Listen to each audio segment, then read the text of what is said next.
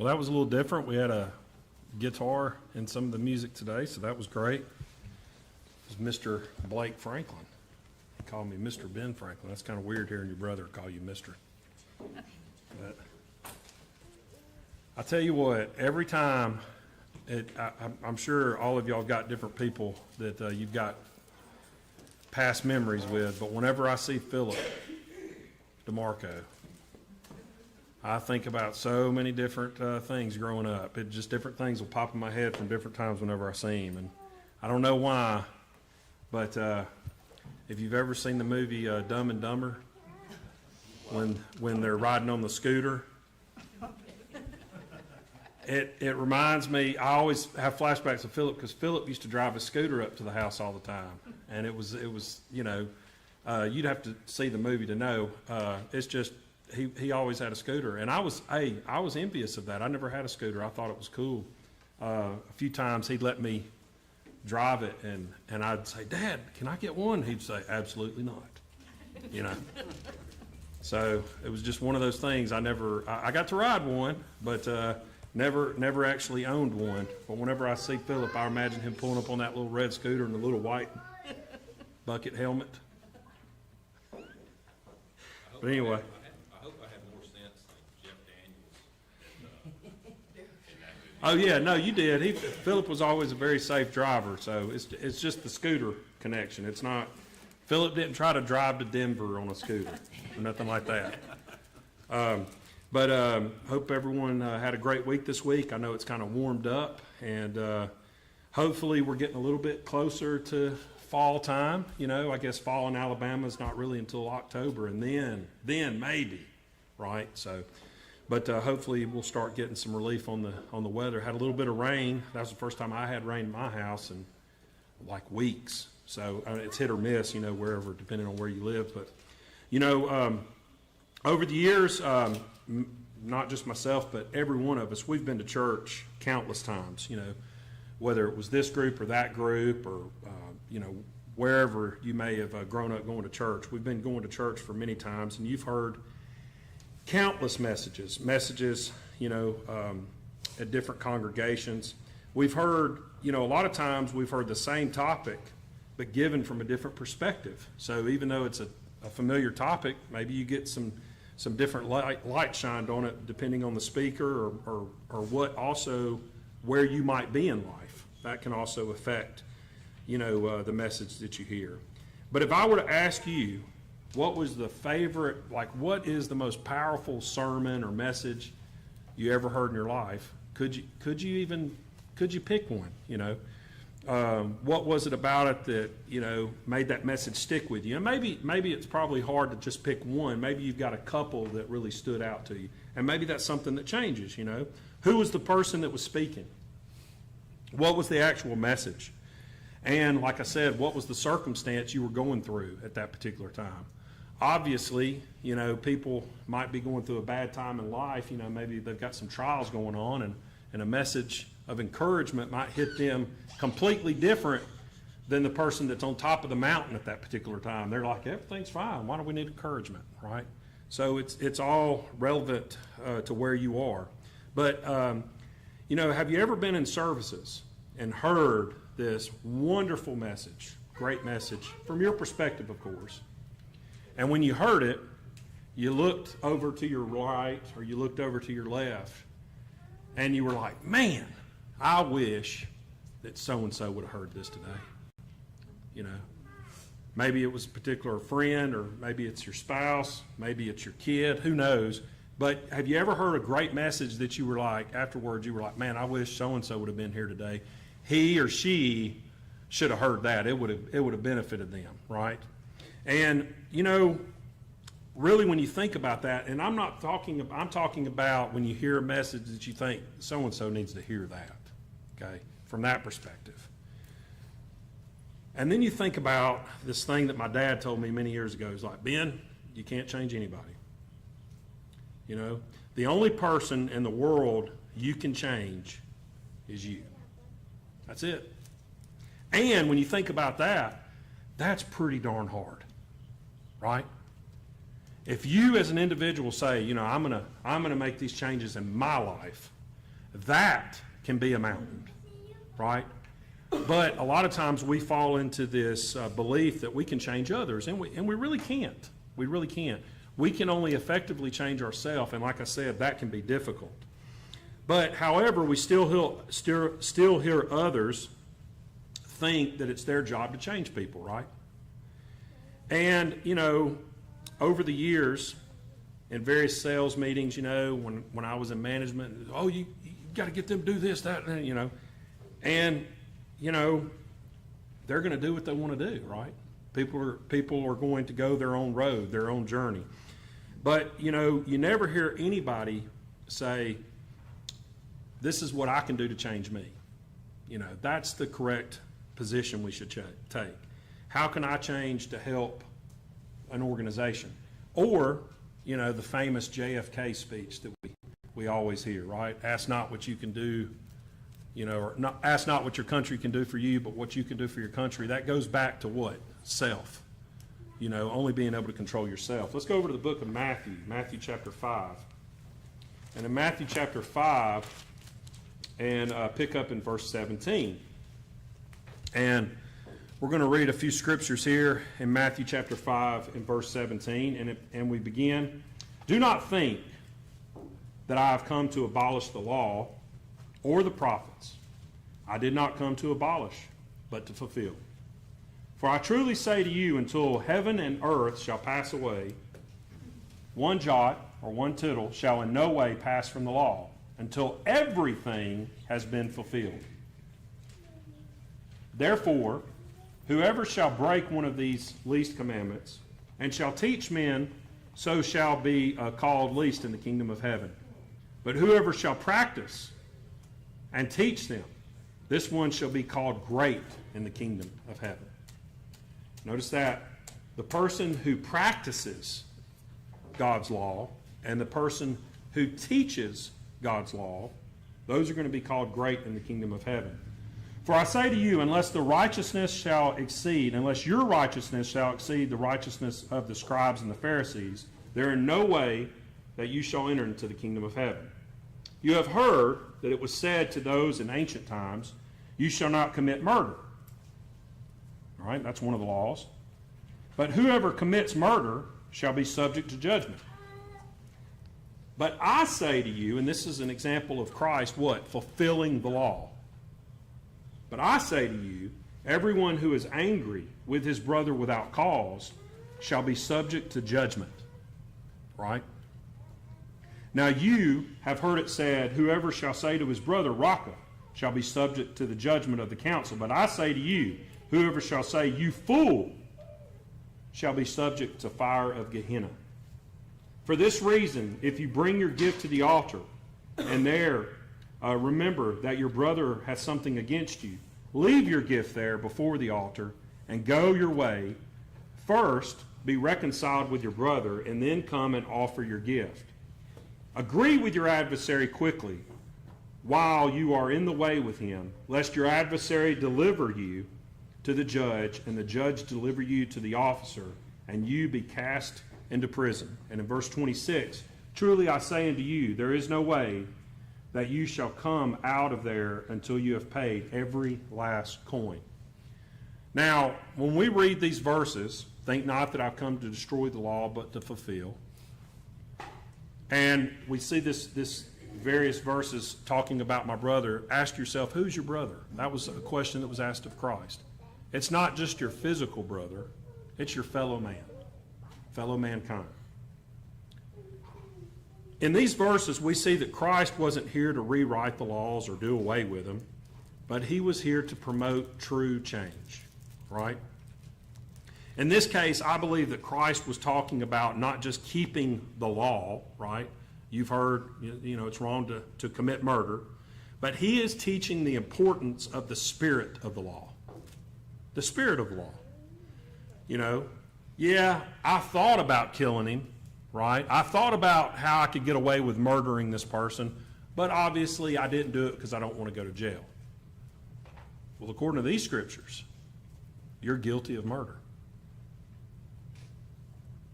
And that is that fulfilling, getting to the spirit of the law.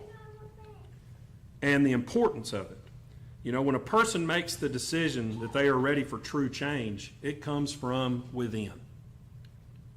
Not just the physical part of the law. Obviously, that's not right either. But if you got a bunch of people that are technically not robbing banks, but they're walking around always trying to figure out how to rob a bank and get away with it, in God's eyes, they're a robber. And that's what we need to be focused on. How much better would things be if we were all trying to mold and shape our thoughts and actions and worried about us as individuals and not worried about others? Like I said, that person that maybe wasn't here that particular day that you heard that message, you know, focusing more on what you can take away from it. You know, if everyone was focused on making themselves a better person, how different would the world that we live in be today? Right? It would be much better. Let's go over to John chapter 8. John chapter 8 and verse 3. But Christ, getting to the spirit of the law, and not just the physical elements of it, and we are physical, right?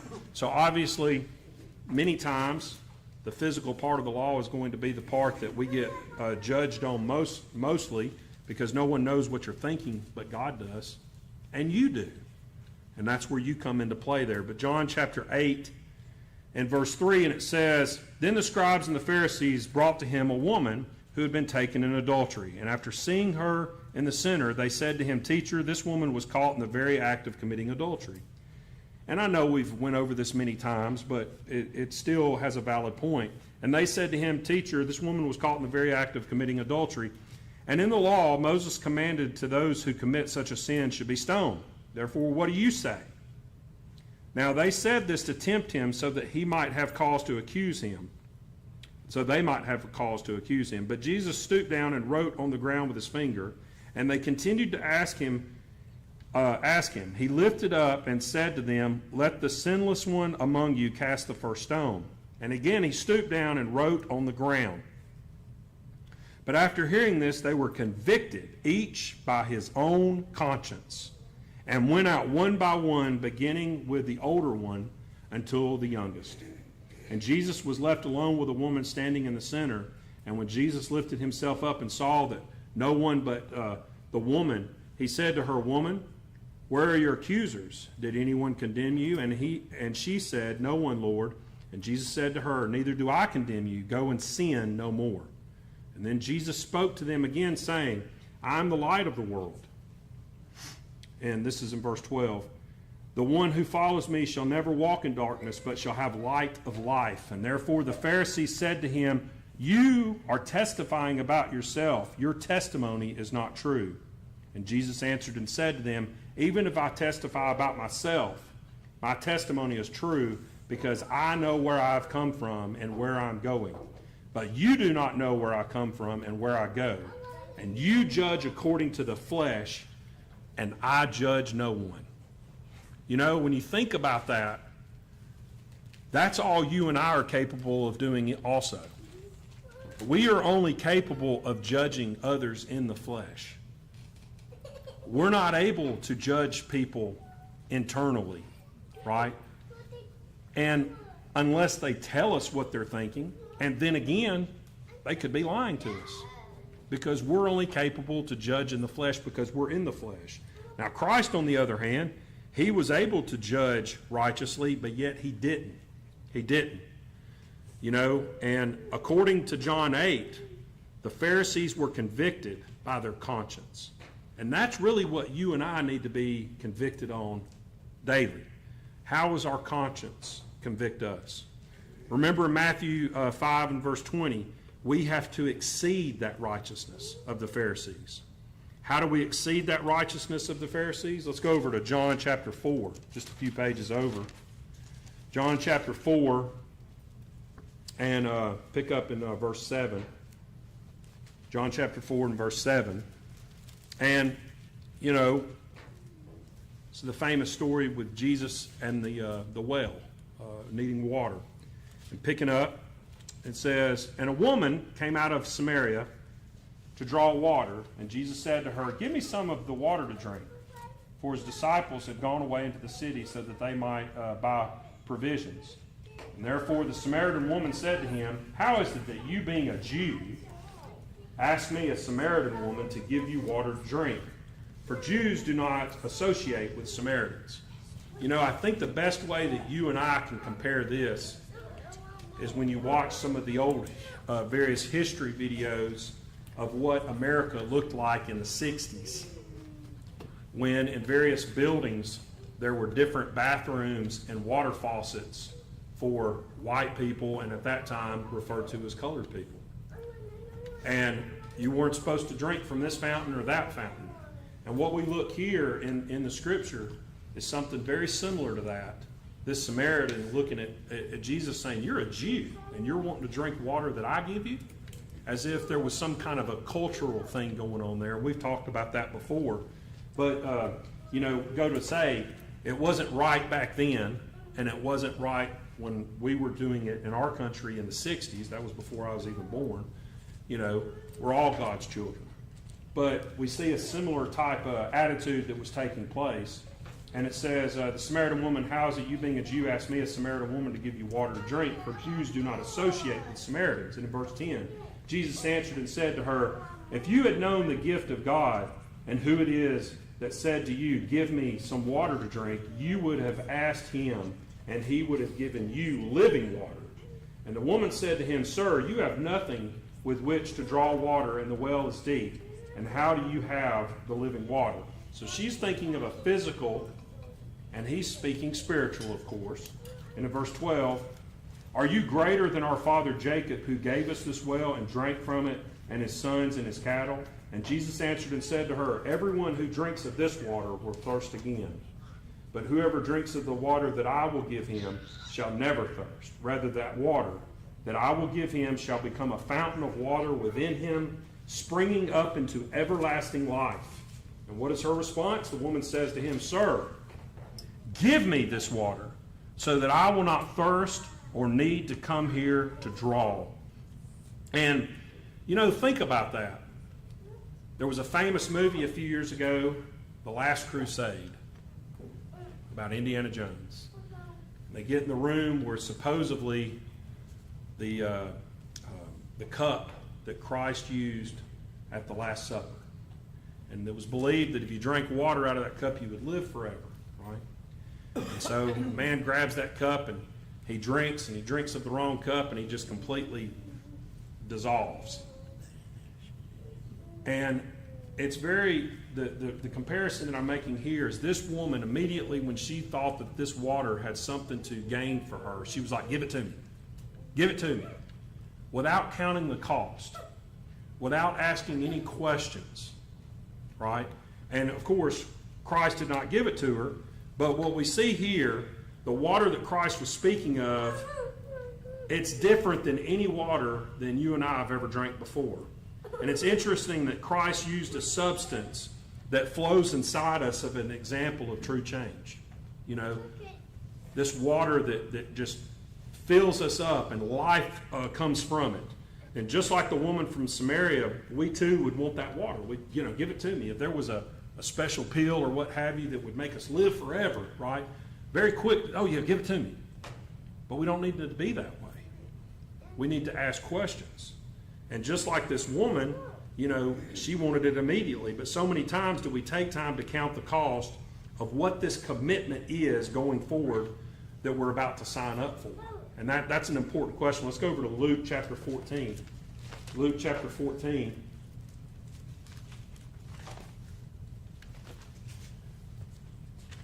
And in Luke chapter 14, we're going to begin in verse 28.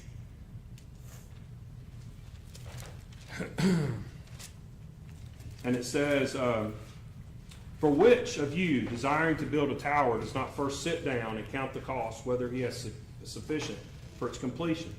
Lest perhaps after he has laid its foundation and is not able to finish, all who see it begin to mock him, saying, 'This man began to build and was unable to finish.' Or what king, when he goes out to engage another king in war, does not first sit down and take counsel whether he will be able with 10,000 to meet him who is coming against him with 20,000. Now, you think about that. We've got a perfect picture of that in the city here in Birmingham.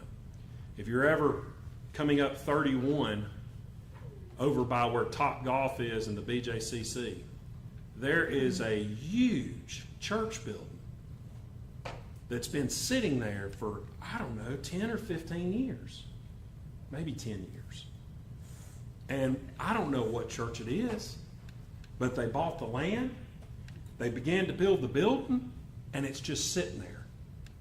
There's no windows in it, there's no doors in it, it's just the frame of this gigantic church that whoever that group was didn't count the cost.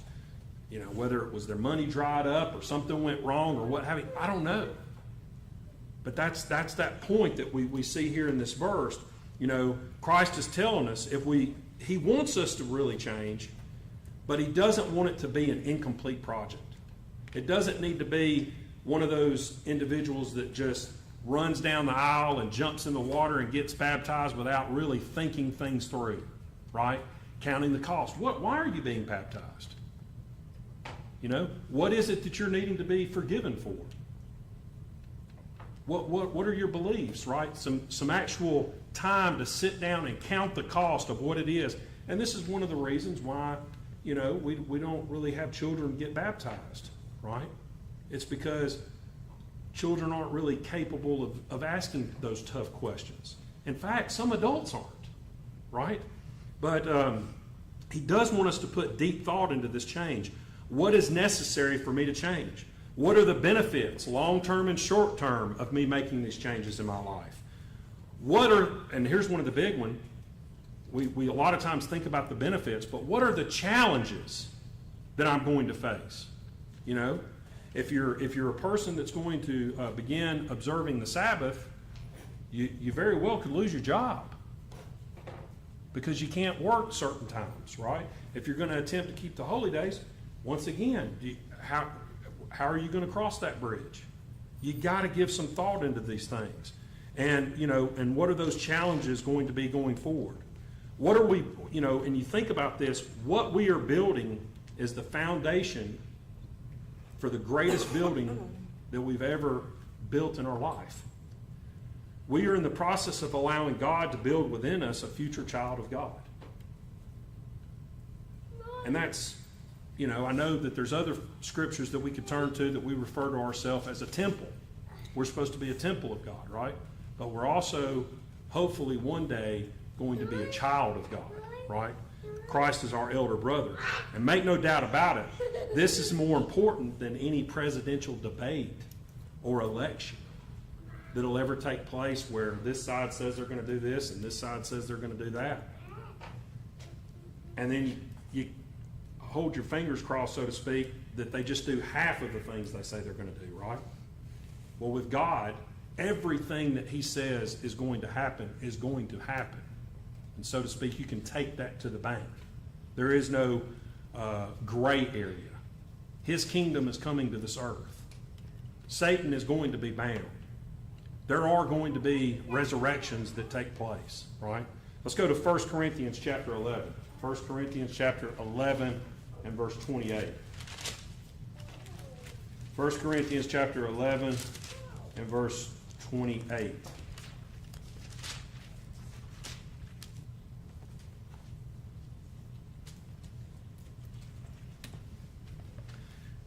It says, but let a man examine himself, and let him eat of the bread and drink of the cup accordingly. Because the one who eats and drinks unworthily is eating and drinking judgment to himself, not discerning the body of the Lord. That is the same thing as saying count the cost, right? Very similar. And we read this typically around getting close to Passover every year. For this very reason, many are weak and sickly among you, and many have fallen asleep. And in verse 31, now if we would examine ourselves, we would not be judged. And that's what getting to the, what we go back to the original verse, the spirit of the law. Examining ourselves, not just our physical actions, but our spiritual, our thoughts, the things that others can't see, the things that only us and God can see. We must judge ourselves, you know. And if we're truly trying to promote real change in our lives, then this verse is not one that we just read around Passover. It's really one that we try to apply every day. Let's go back to John chapter 4 and verse 15. John chapter 4 and verse 15.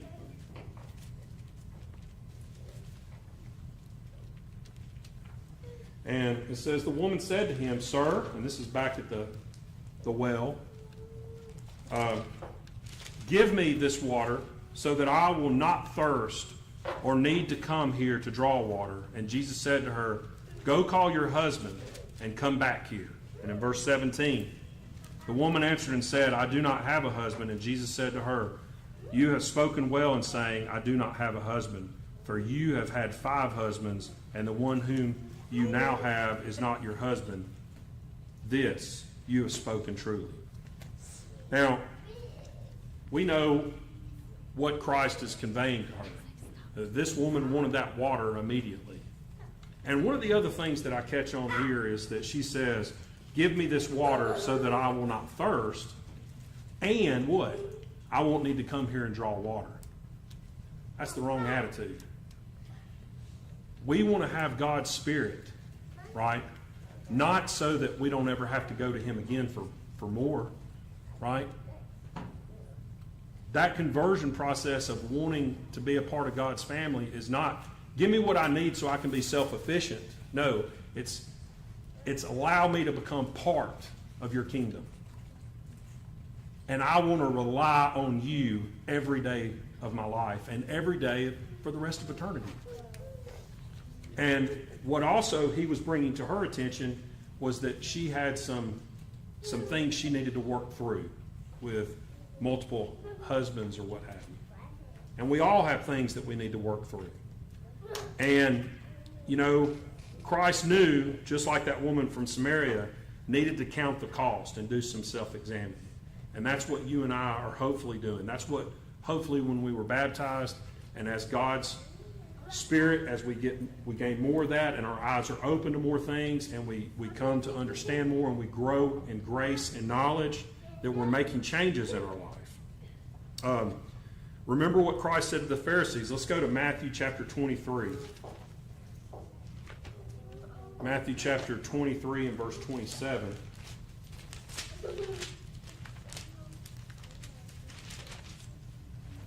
Matthew chapter 23 and verse 27. And it was, Woe to you, scribes and Pharisees, hypocrites! For you are like white sepulchres, which indeed appear beautiful on the outside, but within are full of bones of the dead and uncleanliness.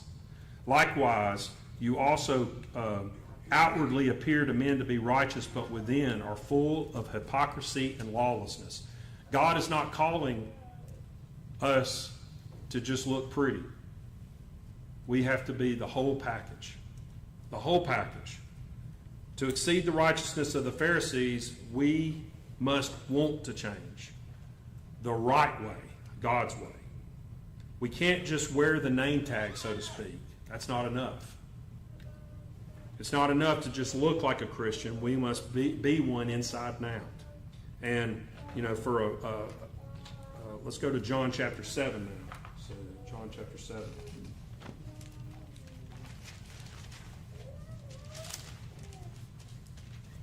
John chapter 7 and verse 37. This is now in the last day, that great day of the feast. Jesus stood and called out, saying, If anyone thirsts, let him come to me and drink. And the one who believes in me, as the Scripture has said, out of his belly shall flow rivers of living water. He who believes in me, as the Scripture has said, will flow rivers of living water.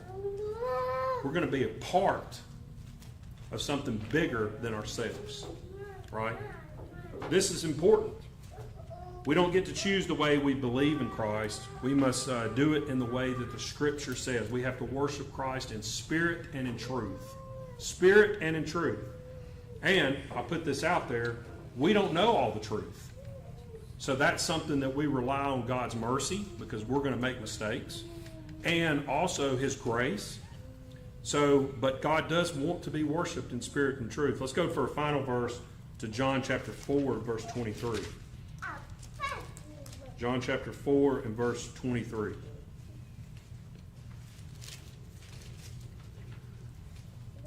And in John chapter 4, verse 23, it says, "But the hour is coming, and now is, when the true worshipers will worship the Father in spirit and in truth.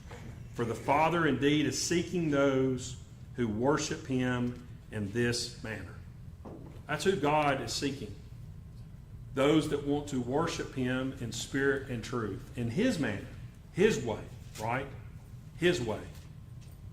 And if we understand correctly and God is calling us at this time, then we have to be constantly trying to examine ourselves and getting to the spirit of the law. You know, why do we keep the Sabbath? It's not just because God says so. What are the benefits of keeping the Sabbath, right?